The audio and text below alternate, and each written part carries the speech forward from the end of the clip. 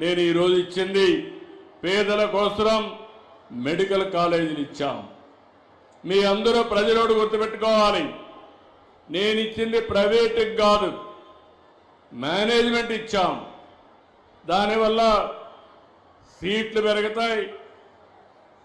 హాస్పిటల్స్లో అడ్మిషన్స్ అన్ని ఎన్టీఆర్ వైద్య సేవ కిందనే ఉచితంగా చూపిస్తాం. అదే మాదిరిగా ఇన్పేషెంట్స్ అందరినీ 70% వెనకే వస్తాయి. ఇలాంటివి వస్తే ప్రైవేటుకి ఇచ్చామని కావాలని మాట్లాడే పరిస్థితికి వస్తున్నారు. అంటే మనందరం గుర్తుపెట్టుకోవాల్సింది, మొన్నటి వరకు 104 కానీ 108 కానీ దేని కింద ఇచ్చారని అడుగుతున్నా.